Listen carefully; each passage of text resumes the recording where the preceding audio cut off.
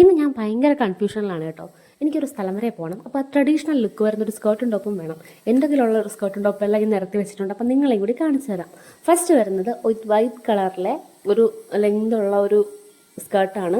അതിൻ്റെ കൂടെ ഞാൻ പെയറായിട്ട് ഇടുന്നത് ഒരു ഫുൾ സ്ലീവ് വരുന്ന ഒരു ക്രോപ്പ് ടോപ്പാണ് കേട്ടോ.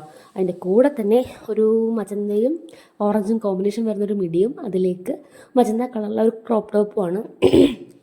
പിന്നെ അത് മൂന്നാമത് വരുന്നത് ഇത് വേറൊരു ടോപ്പിൻ്റെ കൂടെ ഉണ്ടായിരുന്നതാണ് കേട്ടോ. അത് കീറിപ്പോയപ്പോൾ ഞാൻ ഇതെടുത്ത് തയ്പ്പിച്ചതാണ്. എംബ്രോയ്ഡറി ഒക്കെ ഞാൻ തന്നെ ചെയ്തതാണ് കേട്ടോ, കൈവച്ചിട്ട്. പിന്നെ ഈ വരുന്നത് ഏതാണെന്ന് വെച്ചാൽ ഇത് ഓർഗൻസ മെറ്റീരിയലാണ്. ക്രോപ്പ് ടോപ്പ് വന്നിട്ട് ഓർഗൻസ മെറ്റീരിയലാണ് കേട്ടോ.